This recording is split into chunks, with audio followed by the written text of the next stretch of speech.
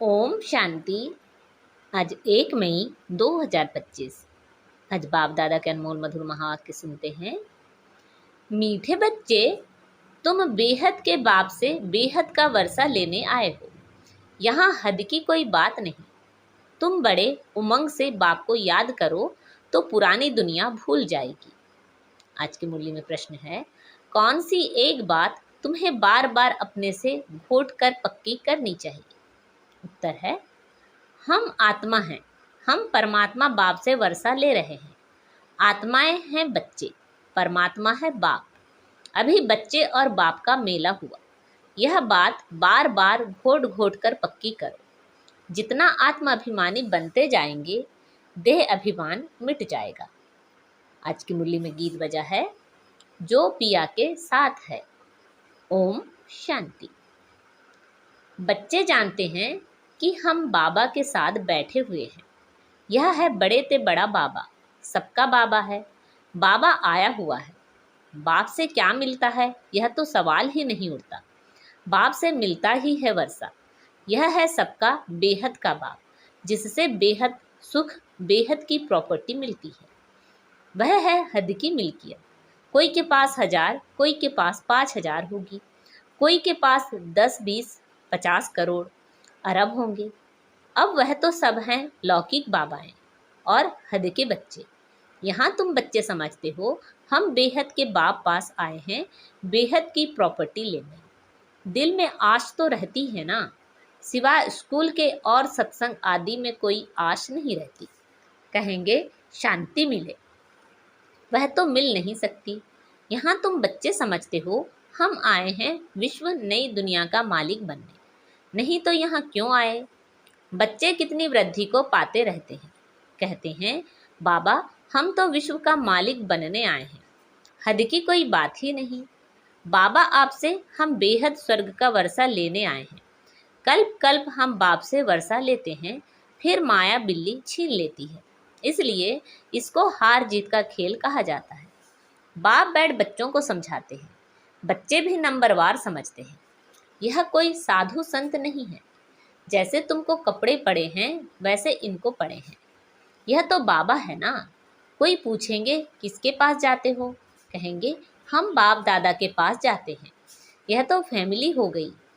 क्यों जाते, क्या लेने जाते, यह तो और कोई समझ ना सके, कह ना सके कि हम बाप दादा के पास जाते हैं। वर्षा उनसे मिलता है।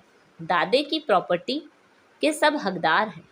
शिव बाबा के अविनाशी बच्चे आत्माएं तो हो ही, फिर प्रजापिता ब्रह्मा के बनने से उनके पौत्रे पौत्रियां हो।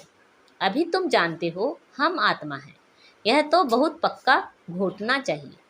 हम आत्माएं परमात्मा बाप से वर्षा लेते हैं। हम आत्माएं बाप से आकर मिले हैं। आगे तो शरीर का भान था, फलाने फलाने नाम वाले ही प्रॉपर्टी लेते हैं। अभी तो है आत्माएं परमात्मा से वर्षा लेते हैं। आत्माएं हैं बच्चे, परमात्मा है बाप। बच्चे और बाप का बहुत समय के बाद मेला लगता है, एक ही बारी।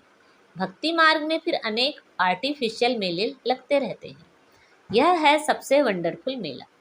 आत्माएं परमात्मा अलग रहे बहुकाल। कौन? तुम आत्माएं। यह भी तुम समझते हो हम आत्माएं अपने स्वीट साइलेंस होम में रहने वाली हैं। अभी यहाँ पाड़ बजाते बजाते थक गए हैं तो सन्यासी गुरु आदि के पास जाकर शांति मांगते हैं। समझते हैं वह घर बार छोड़ जंगल में जाते हैं, उनसे शांति मिलेगी, परंतु ऐसे है नहीं। अभी तो सभी शहर में आ गए हैं। जंगल में गुफाएं खाली पड़ी हैं। गुरु बनकर बैठे हैं। नहीं तो उन्हों को निवृत्ति मार्ग का ज्ञान दे पवित्रता सिखलानी है। आजकल तो देखो शादियां कराते रहते हैं। तुम बच्चे तो अपने योग बल से अपनी कर्मेंद्रियों को वश में करते हो। कर्मेंद्रियां योग बल से शीतल हो जाएंगी। कर्मेंद्रियों में चंचलता होती है ना। अब कर्मेंद्रियों पर जीत पानी है, जो कोई चंचलता ना चले। सिवाय योग बल से कर्मेंद्रियों का वश होना इम्पॉसिबल है। बाप कहते हैं कर्मेंद्रियों की चंचलता योग बल से ही टूटेगी। योग बल की ताकत तो है ना, इसमें बड़ी मेहनत लगती है। आगे चलकर कर्मेंद्रियों की चंचलता नहीं रहेगी। सतयुग में तो कोई गंदी बीमारी नहीं होती। यहाँ तुम कर्मेंद्रियों के वश कर जाते हो तो कोई भी गंदी बात वहाँ होती नहीं। नाम ही है स्वर्ग, उनको भूल जाने के कारण लाखों वर्ष कह देते हैं। अभी तक भी मंदिर बनाते रहते हैं। अगर लाखों वर्ष हुए हैं तो फिर बात ही याद ना हो, यह मंदिर आदि क्यों बनाते? तो वहाँ कर्मेंद्रियाँ शीतल रहती हैं, कोई चंचलता नहीं रहती। शिव बाबा को तो कर्मेंद्रियाँ हैं नहीं, बाकी आत्मा में ज्ञान तो सारा है ना। वही शांति का सागर, सुख का सागर है। वो लोग कहते कर्मेंद्रियाँ वश नहीं हो सकती। बाप कहते हैं योग बल से तुम कर्मेंद्रियों को वश करो, बाप की याद में रहो। कोई भी बेकायदे काम कर्मेंद्रियों से नहीं करना है। ऐसे लवली बाप को याद करते करते प्रेम में आंसू आने चाहिए। आत्मा परमात्मा में लीन तो होती नहीं। बाप एक ही बार मिलते हैं। जब शरीर का लोन लेते हैं तो ऐसे बाप के साथ कितना प्यार से चलना चाहिए। बाबा को उछल आई ना। ओहो, बाबा विश्व का मालिक बनाते हैं, फिर यह धन माल क्या करेंगे? छोड़ो सब। जैसे पागल होते हैं ना। सब कहने लगे इनको बैठे बैठे क्या हुआ। धंधा आदि सब छोड़कर आ गए। खुशी का पारा चढ़ गया। साक्षात्कार होने लगे। राजाई मिलनी है, परंतु कैसे मिलेगी, क्या होगा, यह कुछ भी पता नहीं। बस मिलना है। उस खुशी में सब छोड़ दिया। फिर धीरे धीरे नॉलेज मिलती रहती है। तुम बच्चे यहाँ स्कूल में आए हो, एम ऑब्जेक्ट तो है ना। यह है राजयोग। बेहद के बाप से राजाई लेने आए हो। बच्चे जानते हैं हम उनसे पढ़ते हैं, जिसको याद करते थे कि बाबा आकर हमारे दुख हरो, सुख दो। बच्चियां कहती हैं हमको श्री कृष्ण जैसा बच्चा मिले। अरे वह तो बैकुंठ में मिलेगा ना। कृष्ण बैकुंठ का है, उनको तुम झुलाते हो तो उन जैसा बच्चा तो वैकुंठ में ही मिलेगा। अभी तुम बैकुंठ की बादशाही लेने आए हो, वहाँ जरूर प्रिंस प्रिंसेस ही मिलेंगे। पवित्र बच्चा मिले, यह आश भी पूरी होती है। यूं तो प्रिंस प्रिंसेस यहाँ भी बहुत हैं, परंतु नर्कवासी हैं। तुम चाहते हो स्वर्गवासी को। पढ़ाई तो बहुत सहज है। बाप कहते हैं तुमने बहुत भक्ति की है, धक्के खाए हैं। तुम कितना खुशी से तीर्थ आदि पर जाते हो, अमरनाथ पर जाते हो। समझते हैं शंकर ने पार्वती को अमर कथा सुनाई। अमरनाथ की सच्ची कथा तुम अभी सुनते हो। यह तो बाप बैठ तुमको सुनाते हैं। तुम आए हो बाप के पास। जानते हो यह भाग्यशाली रथ है, इसने यह लोन पर लिया है। हम शिव बाबा के पास जाते हैं, उनकी ही श्रीमत पर चलेंगे। कुछ भी पूछना हो तो बाबा से पूछ सकते हो। कहते हैं बाबा हम बोल नहीं सकते, यह तो तुम पुरुषार्थ करो, इसमें बाबा क्या कर सकते हैं। बाप तुम बच्चों को श्रेष्ठ बनने का सहज रास्ता बताते हैं। एक तो कर्मेंद्रियों को वश करो, दूसरा दैवी गुण धारण करो। कोई गुस्सा आदि करे तो सुनो नहीं, एक कान से सुन दूसरे से निकाल दो। जो इविल बात पसंद ना आए उसे सुनी ही नहीं। देखो पति क्रोध करता है, मारता है तो क्या करना चाहिए?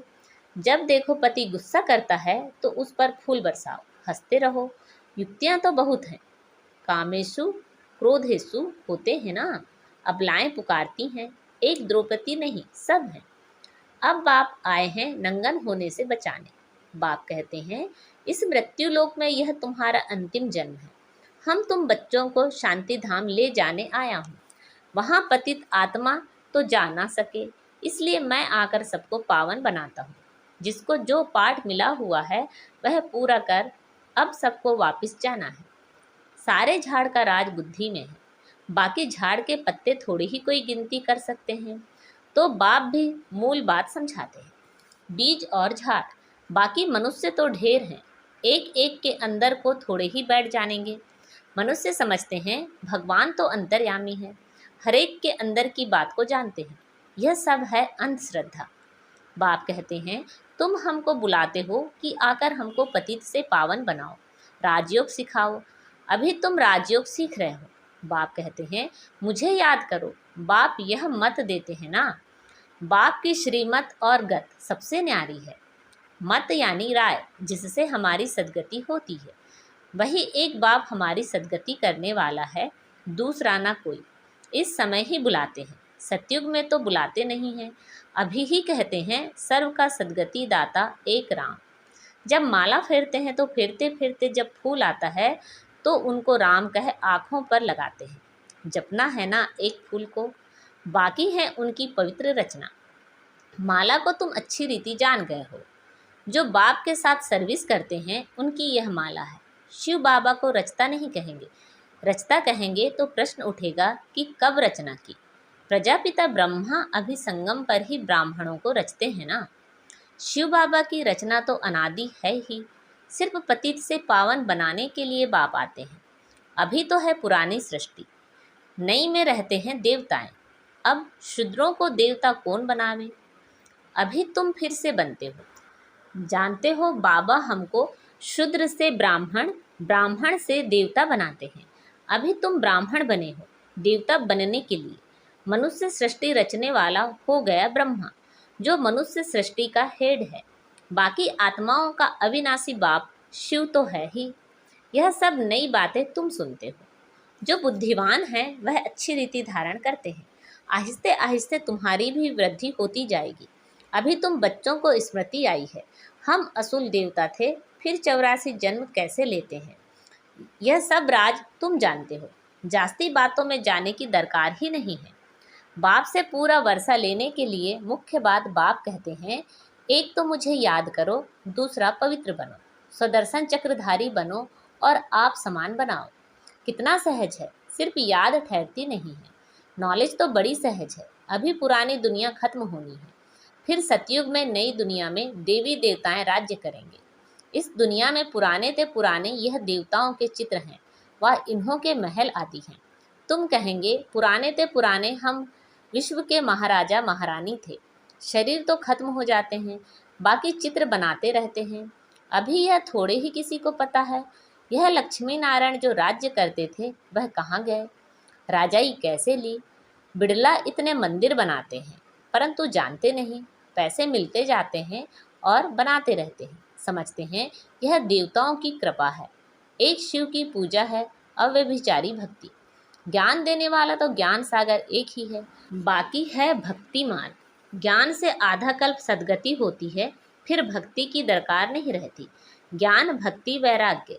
अब भक्ति से पुरानी दुनिया से वैराग्य। पुरानी अब खत्म होनी है, इसमें आसक्ति क्या रखें। अब तो नाटक पूरा होता है, हम जाते हैं घर, वह खुशी रहती है। कई समझते हैं मोक्ष पाना तो अच्छा है, फिर आएंगे नहीं। आत्मा बुदबुदा है जो सागर में मिल जाता है। यह सब गपोड़े हैं। एक्टर तो एक्ट करेगा जरूर, जो घर बैठ जाए वह कोई एक्टर थोड़े ही हुआ। मोक्ष होता नहीं, यह ड्रामा अनादि बना हुआ है। यहाँ तुमको कितनी नॉलेज मिलती है, मनुष्यों की बुद्धि में तो कुछ भी नहीं है। तुम्हारा पार्ट ही है बाप से ज्ञान लेने का, वर्षा पाने का। तुम ड्रामा में बंधायमान हो, पुरुषार्थ जरूर करेंगे। ऐसे नहीं ड्रामा में होगा तो मिलेगा, फिर तो बैठ जाओ। लेकिन कर्म बिगर कोई रह नहीं सकता है, कर्म संन्यास हो ही नहीं सकता। अच्छा, मीठे मीठे से खिलते बच्चों प्रति माता पिता बाप दादा का याद प्यार और गुड मॉर्निंग। रूहानी बाप की रूहानी बच्चों को नमस्ते। हम सब रूहानी बच्चों की रूहानी माता पिता बाप दादा को याद प्यार, गुड मॉर्निंग और नमस्ते। आज की मुरली से धारणा के लिए मुख्य सार हैं, योग बल की ताकत से अपनी कर्मेंद्रियों को शीतल बनाना है, वश में रखना है। इविल बातें ना सुननी है ना सुनानी है। जो बात पसंद नहीं आती उसे एक कान से सुन दूसरे से निकाल देना है। बाप से पूरा वर्षा लेने के लिए सुदर्शन चक्रधारी बनना है। पवित्र बन आप समान बनाने की सेवा करनी है। आज बाबा ने हमें वरदान दिया है, मुरली के साज द्वारा माया को सरेंडर कराने वाले मुरलीधर भव। मुरली के साज द्वारा माया को सरेंडर कराने वाले मुरलीधर भव। मुरलियाँ तो बहुत सुनी हैं, अब ऐसे मुरलीधर बनो जो माया मुरली के आगे निछावर सरेंडर हो जाए। मुरली के राज का साज अगर सदैव बजते रहे तो माया सदा के लिए सरेंडर हो जाएगी। माया का मुख्य स्वरूप कारण के रूप में आता है। जब मुरली द्वारा कारण का निवारण मिल जाएगा तो माया सदा के लिए समाप्त हो जाएगी। कारण खत्म अर्थात माया खत्म। आज का स्लोगन है, अनुभवी स्वरूप बनो तो चेहरे से, खुश नसीबी की झलक दिखाई देगी। अनुभवी स्वरूप बनो तो चेहरे से खुश नसीबी की झलक दिखाई देगी। अच्छा, अव्यक्त इशारे। रूहानी रॉयल्टी और प्योरिटी की पर्सनालिटी धारण करो। संगम युगी ब्राह्मण जीवन की विशेषता पवित्रता है। प्रवृत्ति में रहते अपवित्रता से निवृत्त रहना, स्वप्न मात्र भी अपवित्रता के संकल्प से मुक्त रहना, यही विश्व को चैलेंज करने का साधन है। यही आप ब्राह्मणों की रूहानी रॉयल्टी और पर्सनालिटी है। अच्छा, ओम शांति।